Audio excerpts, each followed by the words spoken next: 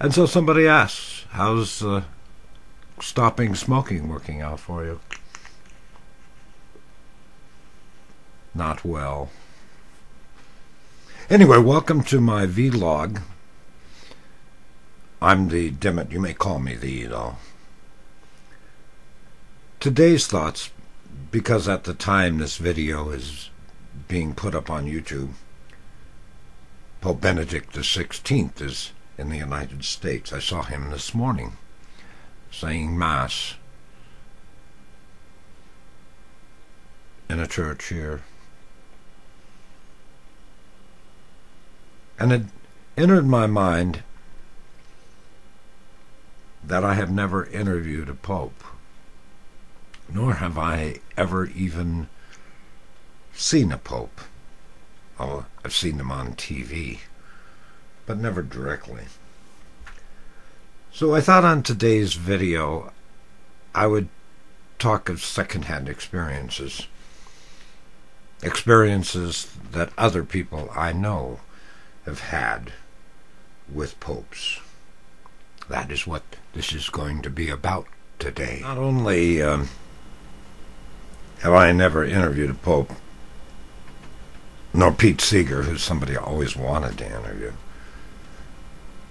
I've had a chance to know an archbishop. In fact, Cornelius Powers was the Archbishop of Portland, and I did not know him when he was the Archbishop in Portland. I met Cornelius after he had retired and moved here to Vancouver, Washington. Now, I did not know that a archbishop could retire and move to Vancouver, Washington, but I met him at daily Mass one morning. It was with trepidation as I watched, almost suspicion, as I watched him enter the church to say Mass, and I noticed that unique red hat that he was wearing, the little skull cap thing. My Catholic training had told me that that is the hat of an archbishop. And why is he saying Mass in Vancouver, Washington, at a church on a Tuesday morning before the sun is even up? A church where only 20 people are in attendance. Well, I learned, after conversing with him, that he had retired and he had moved to Vancouver, and he was living in an apartment here. I had opportunities to have many conversations with Archbishop Powers. The one that I thought most unique that I wanted to share with you, because Cornelius is dead now, and he can't tell the story, was when he was first named as the Archbishop of Portland. Some of the staff had changed with his taking that position, and apparently people weren't checked out too carefully as far as their understanding of Catholicism that were working there. Cornelius is on the phone. He's talking with a friend of his about golf. There are several lines flashing. Finally, the secretary comes in and says, "Excuse me, Your Eminence, but the Bishop of Rome is holding on line 3. He said his hair stood on end. You see, the unique part of that is the Bishop of Rome was John Paul II. And inside, maybe the Catholics would know that apparently the secretary didn't, is the Bishop of Rome is the Pope. Because the Pope is merely a bishop, but he is the Bishop of Rome. So Cornelius immediately hung up his phone and picked up the line and spoke with John Paul II, who was congratulating him on his new position. That's one of the reasons that popes are kind of unique. It's that thing called apostolic succession.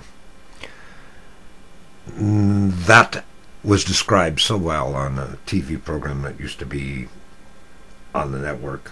It only lasted a very short time. It was called Nothing Sacred. You know, the strange thing about that was it was perhaps the best vehicle to explain this mother church, the universal church, the Catholic Church, that was ever put on TV. Yet it was the Catholics who wanted it removed.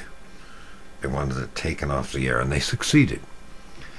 But what that apostolic succession was about and was shown on that show so well, the priest at breakfast is very frustrated. He's talking with his friend because things just haven't worked out well in his ministry.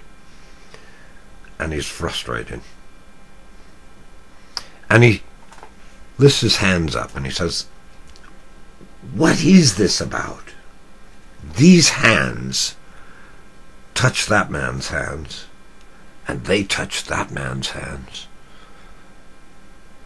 And that man's hands touch the hands of Jesus Christ." That's what it's about. A friend of mine that is a priest tells me of a trip that he took to Rome. And during the trip, he had hoped that he would have an opportunity to see the Pope. Again, this is John Paul II.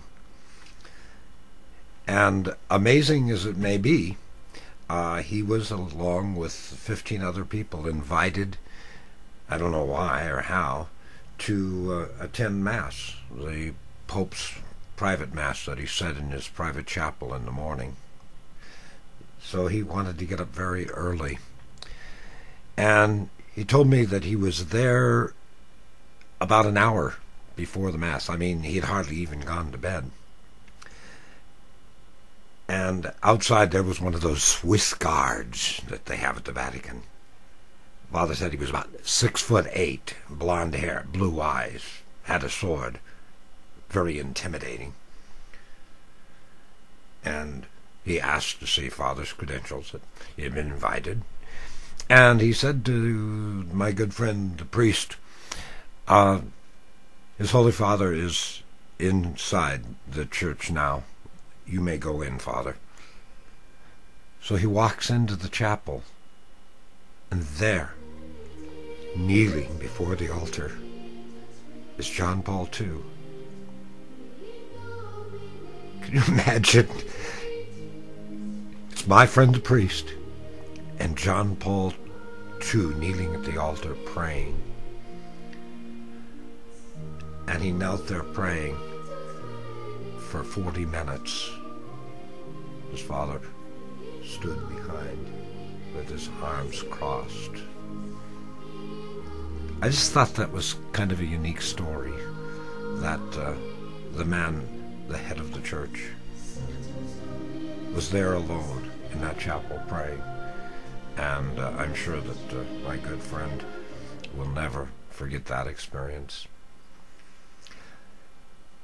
Then a friend of mine who's a national talk show host went to Rome and had an opportunity to at least see the Pope.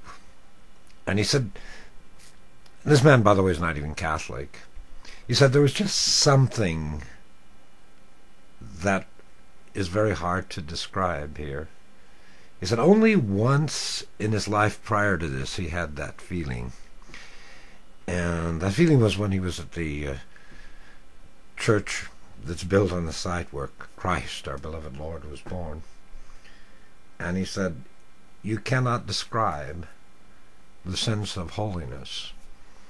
But he said, you certainly get it in that place where Christ was born. You just know deep inside that something very special happened at that place, on that spot, on this globe. And he said, I had the same feeling when I saw this Pope. He since has become a Catholic.